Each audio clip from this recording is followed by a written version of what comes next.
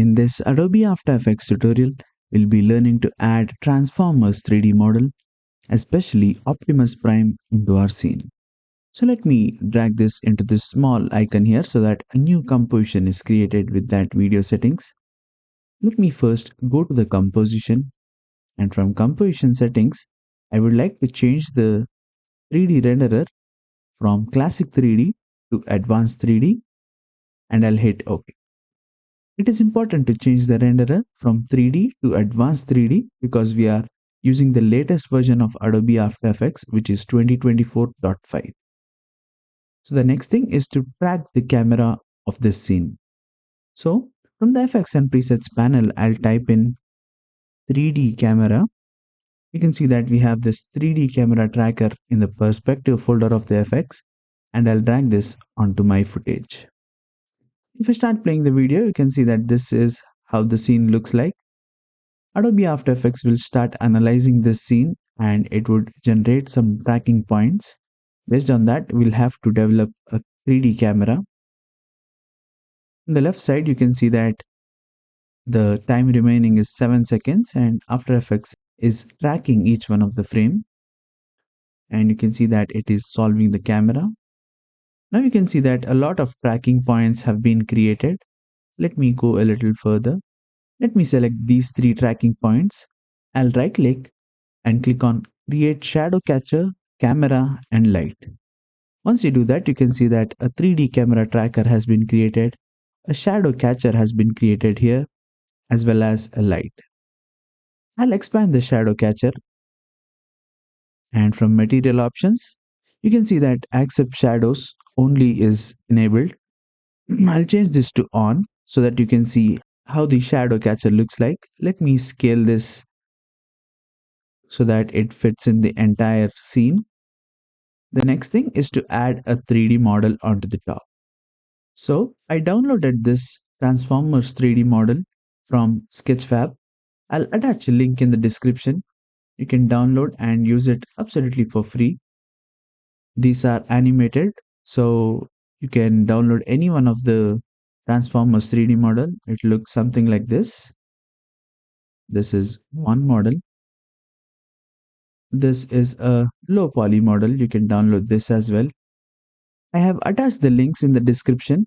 You can go to this website and download them right away. It is important to remember that whenever you click this 3D model, make sure you download this GLB format so that the textures are integrated within the scene. This file is 1 MB, whereas this is a little huge file. You can click here and you can notice that the GLB file is 38 MB because this is a little heavy model. This is not a low poly model. You can use any one of the file and import it into your project. So I'll use one of the model. I'll drag this onto the right side panel and drop it here. Once you do that, you can see that a dialog box opens up and I'll simply hit Make Comp Size. Then I'll hit OK. Once you do that, you can see that the 3D model has been added to the scene. However, we would like to add it onto the top of the shadow catcher here. To do that, I'll expand the shadow catcher. Here, I'll select the position property. I'll hit Ctrl C on the keyboard and then click on the transform properties of the 3D model and then hit Ctrl V so that it gets pasted. You can see that it is now on top of the shadow catcher. Let me scale this a bit.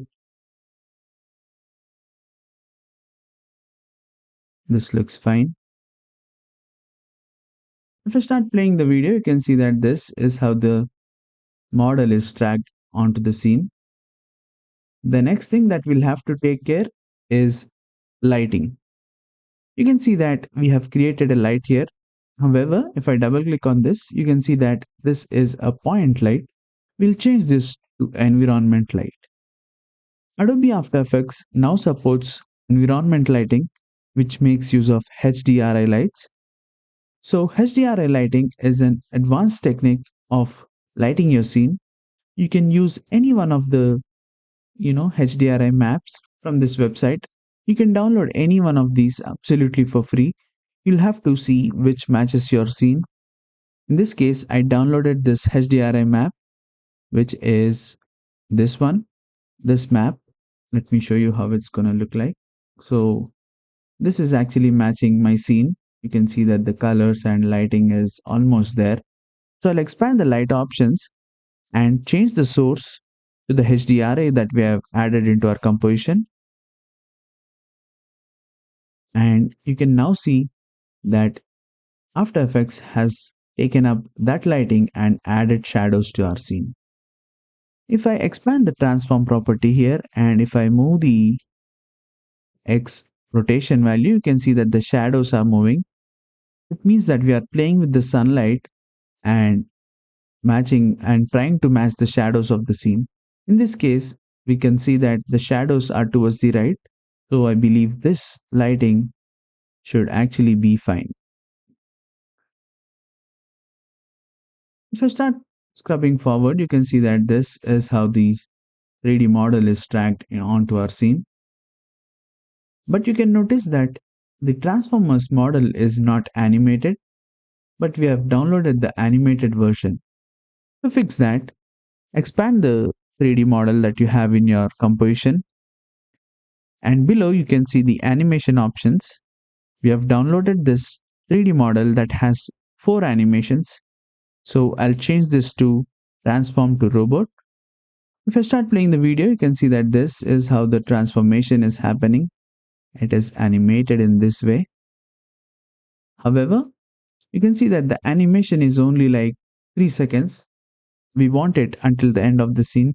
So I'll simply right click and from time, I'll click on time stretch. I'll set this to around 8 seconds and I'll hit OK.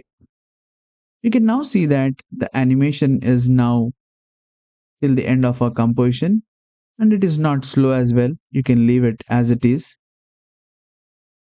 And another thing that you can do is you can go to these renderer options by clicking on this button and you can set the resolution to double or half.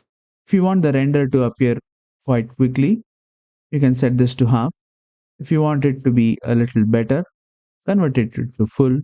And if you want a very good quality of your shadows, make sure you change this to double. I recommend you to set this to half whenever you are editing it, but whenever you are rendering it, make sure you change this to double and then change the smoothness and increase the render quality. Now, as everything is in place, we have the model integrated into our scene, we have the lighting setup. All you have to do is remove the shadow catcher. When I say remove the shadow catcher, I'm not asking you to delete it. All you have to do is you'll have to enable only the shadow. I'll expand the material options and then I'll change the option of accept shadows to accept shadows only. Once you do that, you'll see that the shadow catcher will be removed and only the shadows will appear. Something like this. All right. If you're unable to see the shadow, you'll have to ensure 3 things. Ensure that the shadow catcher accepts the shadows. Also, expand your 3D model and from compositing options, make sure that cast shadows is enabled. In that way, your 3D model will start casting the shadow and the shadow catcher will start accepting the shadows. I hope it is clear. Let me render this and show you how it is going to look. Adobe After Effects is all about creativity. You can use multiple elements along with this 3D model and generate cool animations for your projects. One limitation that we have here in the latest version of After Effects, which is 2024.5, is that you cannot add any sort of effects or color correction to the 3D model. Maybe they might update it in the future versions, but in this version, you won't have any color correction options or any effects. You cannot apply any effects to the 3D model. In that case, you can export this as a PNG image with transparent background and you can start color correcting it by overlaying it onto your footage. I hope that is clear. That's it for this tutorial. I hope you found this video helpful, and if that's the case, give us a thumbs up consider subscribing to the channel and see you guys next time with another tutorial.